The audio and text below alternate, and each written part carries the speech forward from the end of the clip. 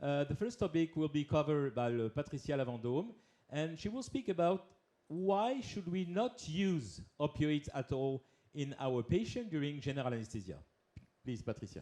Thank you, Xavier, for this kind introduction. So, why doctors prescribe opioid to no-opioid abusers? There is today a big problem with the opioid, the big opioid crisis, particularly in United States, but still we have some problems also in Europe. And the anesthesiologists have been incriminated in this crisis and this diverted use of opioids. So, opioid-free anesthesia probably is not the solution to that problem, but at least opioid-free anesthesia is a way to question our practice and perhaps to think why should we not use opioid anymore during anesthesia.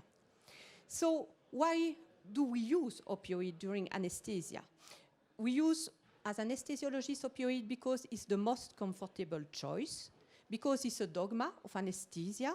And also we use the opioid for their properties, by example, for hemodynamic stability, for the analgesic and human effect, also because we think that opioids will block the nociceptive input reaching the central nervous system, and by this way will prevent the sensitization of the central nervous system.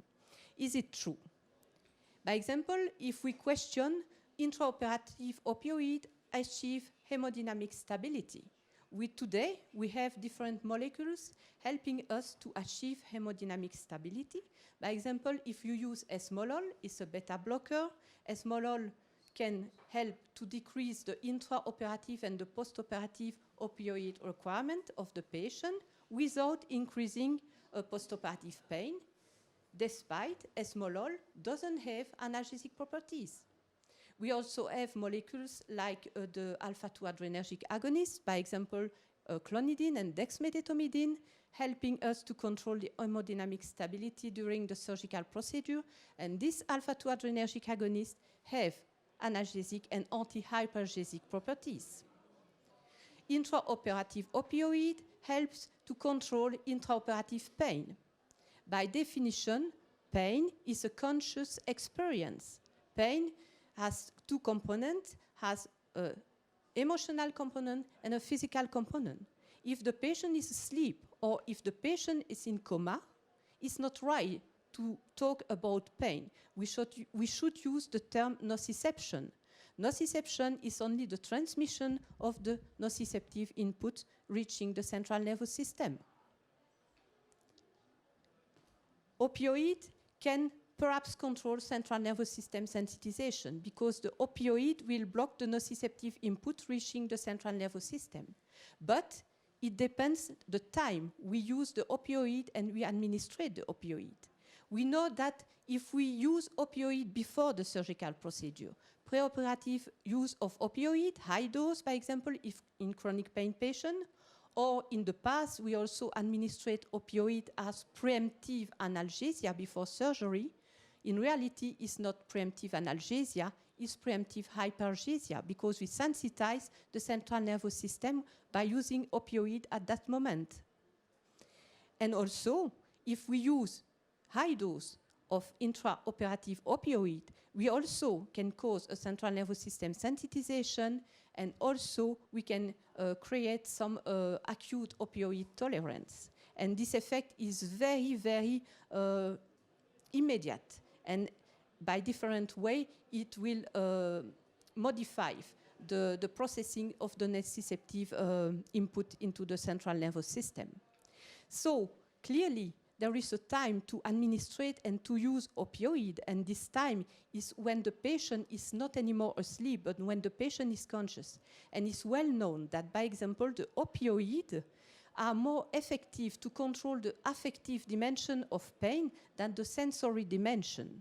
And the dose requested to control the affective dimension of pain are less than the dose required to control the sensory dimension of the pain. So this really a way to have a better understanding of the benefit of the opioids. They should be used to control pain in conscious patients.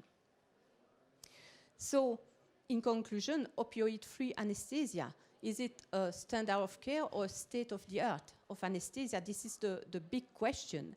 at least it helps us to question our practice and the dogma that we are used to think when we think about anesthesia. Opioid-free anesthesia is challenging because it needs to be individualized. And I think it's the future of our practice, is to target the best molecule to help the patient. And also opioid-free, not only you spare the opioid, so you decrease some of the side effects of the opioid, but also you have a more liberal use of molecule with anti-hypergesic properties, like, for example, ketamine, local anesthetic, helping to prevent central nervous system sensitization and helping to control postoperative pain in the patient. Thank you. Thank you very much, Patricia. It's a very interesting purpose about why we don't have to use more opioid-free anesthesia now. One of the problems is, are you totally against opiates, or can you only say to us that we have to decrease the use of opiates? What is exactly in the balance the right way? I'm not totally against opioid. By example, you make the clear difference between opioid-free anesthesia and opioid-free anesthesia and analgesia. I think today, with the molecule that we have to control the pain, if we don't have a locoregional technique, still we need opioid in the postoperative period. During surgery, probably opioid can be totally avoided in a lot of patients, but still we need more study to be sure, and we need a better understanding of the monitoring of nociception to know in which patient we can totally spare and skip opioid, and in the patient who still will require some opioid during surgery. But I'm sure I'm for opioid sparing anesthesia and analgesia, and opioid-free, I think, is really a way to individualize the treatment of our patient, and it's just a good reflection about our practice and the dogma we are so used to continue and to use. Okay, it's really very interesting because we begin to receive some questions concerning the use of OFA, and one of the question is, for you, are you sure that you will be able to use OFA in every kind of patients? And mainly the question is, if I have a patient suffering from a toxicomania, for instance, can you afford to use OFA more specifically on this patient or other kind of patients? I think this type of patient is really a good patient for opioid-free anesthesia. But in this patient, by example, you need to use higher dose of ketamine and higher dose of alpha-2 adrenergic agonist. And I think we need, clearly we have a need of intraoperative monitoring to adapt the dose of this opioid sparing strategy and the dose of this specific analgesic and anti-hypergesic drug. And we need more study. But I can use OFA in almost all the patients, even if in elderly patients. You spoke and you speak now about studies. It's very interesting because I think that Hélène will speak about the quantity of studies, and will be probably surprised about the low quantity of well-done studies about OFA. But what is very surprising is that a lot of colleagues and a lot of anesthetists use in the daily practice the OFA management. Because I have some questions about we use OFA since we used OFA since 20 years. I use OFA since 15 years. I never had problem. Why now this is the bang of the OFA, and why it was not the case 10 years ago? I think it's since we discovered we were more conscious of this big opioid crisis and the problem that we can induce to the patient. So it's iatrogenic consequence of anesthesia and analgesia, and it's probably why OFA is on the mood today. A few years ago, we had the mood of ecography for locoregional technique. Okay, I have a question quite specific about the use of opioid-free anesthesia, not analgesia really, but opioid-free anesthesia strictly, in the patient scheduled for cardiac surgery. 3 questions about that. So it seems very focused.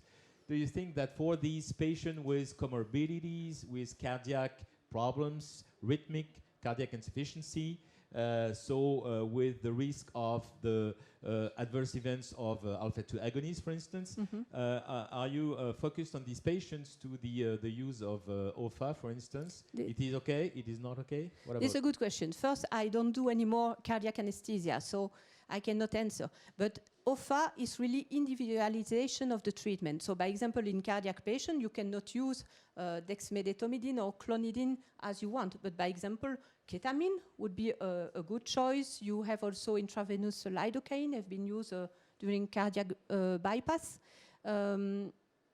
Sure, you can use, but you need to pick up the right drug. And this is one of the questions of OFA today.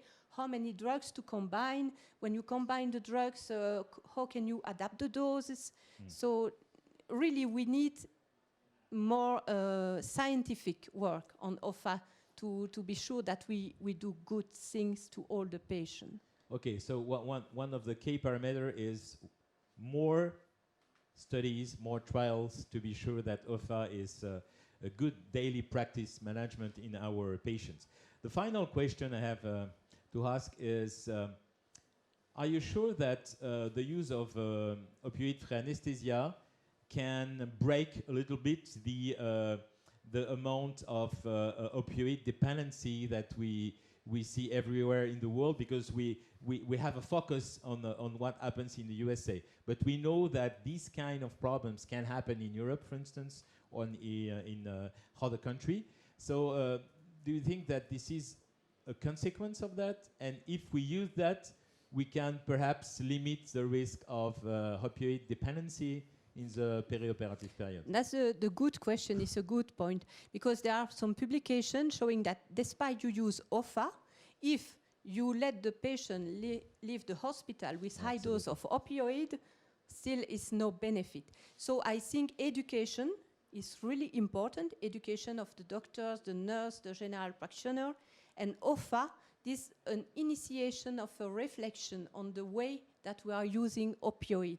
Really is the beginning of education. I think OFA for me, but OFA is not the solution, of course. Okay.